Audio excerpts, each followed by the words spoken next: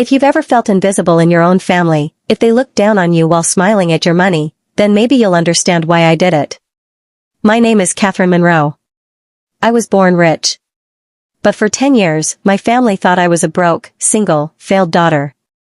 They pitted me, mocked me, stole from me, until I showed them who really signs their checks. I grew up in Savannah, Georgia, in an old 3-story white mansion that smelled like jasmine and old secrets. My father, George Monroe, made his fortune in luxury real estate and private shipping. By the time I was born, we owned hotels in Miami, brownstones in New York, and a tiny island off the Florida Keys that my mother called her escape. I was the youngest of 3. My brother, Graham, the golden boy. Daddy's name on him like a crown. My sister, Elaine, the beauty queen. She married twice before 30, always richer each time. Then there was me, Catherine. The quiet one with her nose in books, the girl who studied contracts while the others threw champagne parties on the yacht. Daddy trusted me with the boring things, legal paperwork, audits, tax loopholes. The rest of them? They treated me like a ghost who signed their allowance checks. When Daddy died, his will shocked everyone. I got controlling shares in every company, plus all decision rights. But Graham and Elaine got lavish trust funds, houses, and a lifetime stipend, as long as they maintained good family standing. Daddy thought that clause would keep them loyal. It didn't. I was born in Savannah, Georgia, a city where old money whispers through the oaks and Spanish moss hides more secrets than most families can bury. My family was no different. We were the Monroes, old Southern wealth but not the flashy type. My father, George Monroe, believed in quiet power, land, property, silence. He never flaunted his bank balance, but when he walked into a room, even judges lowered their voices. Our house was an old white-columned estate just outside the historic district, 3 floors, 12 bedrooms, antique chandeliers that rattled every time a thunderstorm rolled in from the coast. As a child, I used to trace my fingers over the cracks in the wooden banister. Daddy said those cracks were proof that good things survive storms. He liked his metaphors. He liked his whiskey, too. Mama was beautiful in a quiet, lethal way. Blonde hair, sharp smile, always fresh jasmine tucked behind her ear. She taught me how to make tea so bitter you'd think it was poison. And how to drink it with a smile. But Mama didn't live long enough to see how the cracks in the banister spread through our family. My brother Graham was the eldest, tall, broad shoulders, hair that turned gray at the temples too early because he loved worrying about things he'd already ruined. From the time we were kids, he was Daddy's shadow. He'd walk 3 steps behind him at the country club, mimicking his handshake, his easy charm.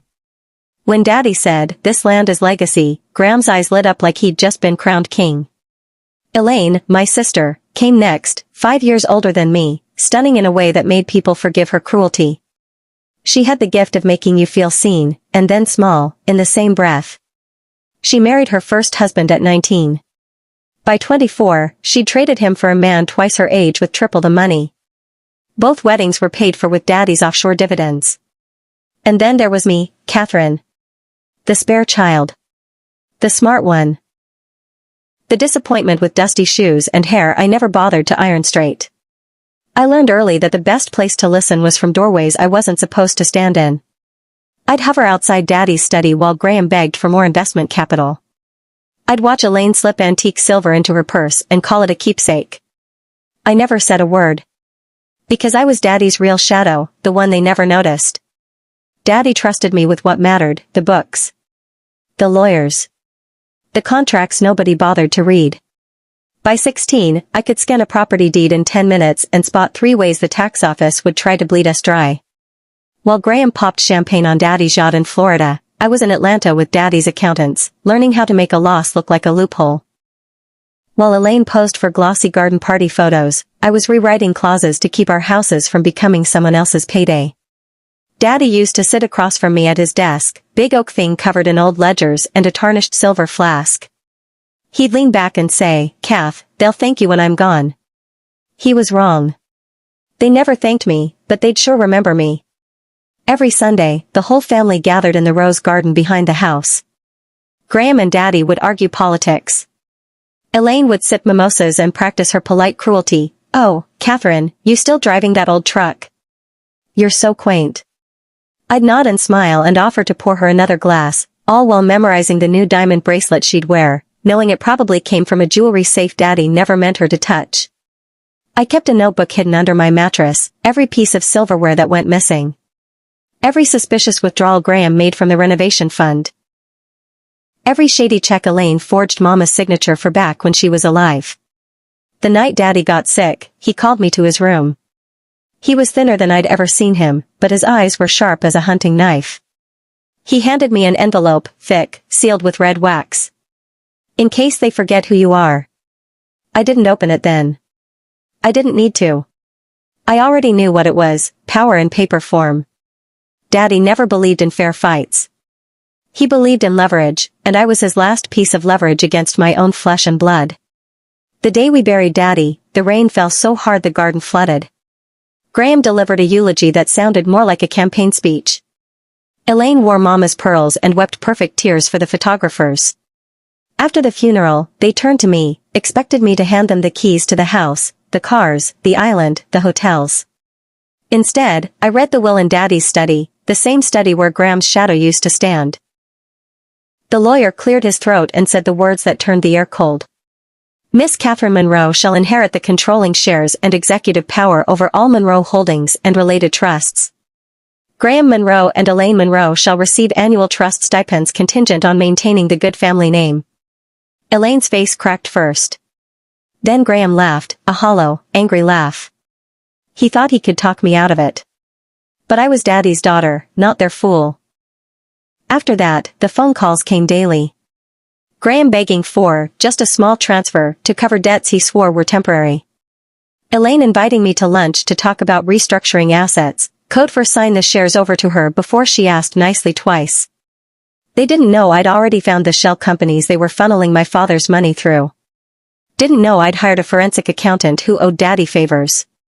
Didn't know every conversation we had was another nail in the coffin they were building for themselves. I could have ended it then. Changed the locks. Called the lawyers. But when I asked myself what Daddy would do, I heard his voice in that sickbed whisper, teach them. So I did the unthinkable. I packed a single suitcase. I left the estate at dawn. I left my siblings with their illusions, and I disappeared. I let them believe their smart sister was weak. Broke. A loser who'd fumbled Daddy's empire away. They laughed behind my back, toasted champagne at parties I wasn't invited to, called themselves the real Monroes. And while they did that, I built a plan that would take 10 years, one quiet day at a time, to remind them who this family really belonged to. And that is when the real betrayal began. 2 months after the funeral, I found Graham forging my signature to siphon money to a new business venture, basically, a Miami gambling ring. Elaine, meanwhile, sold Mama's antique jewelry to pay her ex-husband's debts, then blamed me for not giving her a bigger slice.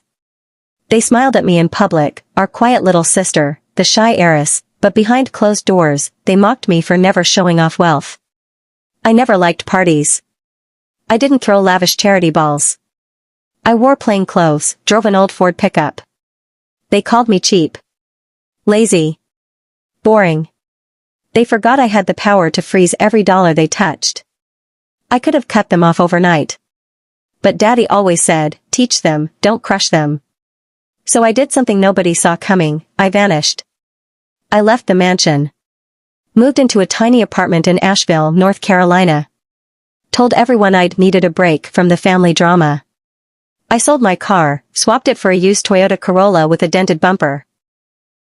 I wore thrift store jeans and tied my hair up in the cheapest clips. I let Graham and Elaine think I'd gone broke. Rumors spread, Catherine blew her inheritance on some failed charity project. They pitted me at holidays.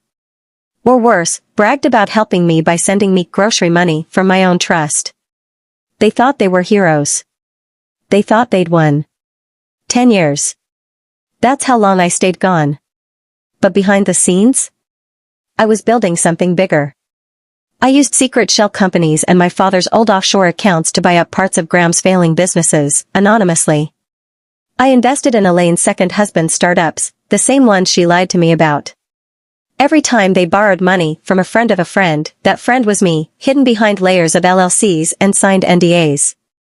They didn't know their generous investors were feeding me the rope to hang them with. I played my role perfectly. I let Graham call me 4 tips on how to handle taxes. I let Elaine brag about her luxury handbags while she sat on loans she could never repay. Meanwhile, in Asheville, my tiny apartment was just a front.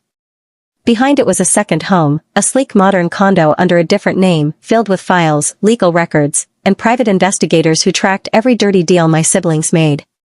I made friends with Graham's ex-girlfriends. Paid off the bartender who once overheard Elaine's lover brag about blackmailing her with private videos. I knew every skeleton in every closet.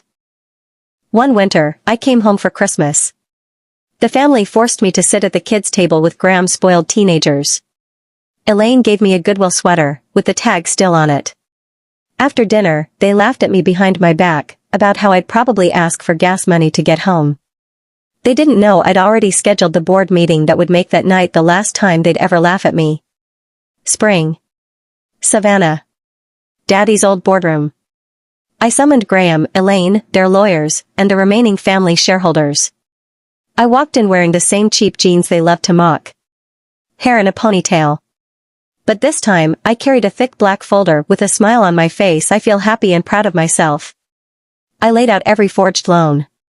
Every illegal deal. Every misuse of the family trust. I showed the contracts that transferred all their fake businesses back to my name, legally airtight. They sputtered. Threatened to sue. Until I showed the final blow.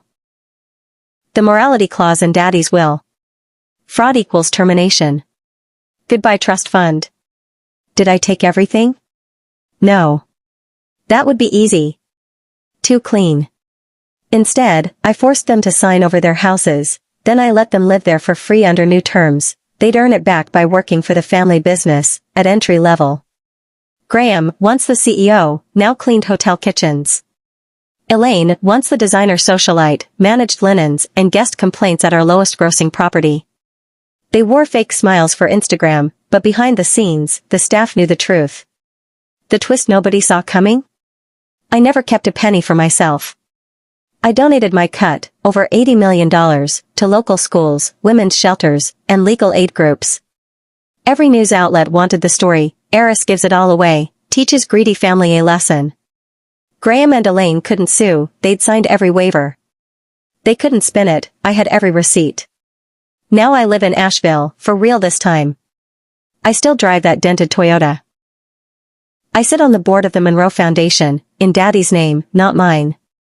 My brother and sister call sometimes, pretending to ask how I'm doing. They're polite now. Humble. Sometimes, they ask if I'll ever restore their trust funds. I tell them the truth, Daddy always said trust is earned, not inherited. And that, my friend, is how you teach family what family really means. So, would you do it? Would you pretend to be poor for 10 years just to teach the ones who betrayed you a lesson they'd never forget? Drop your thoughts in the comments, I'll be reading every single one.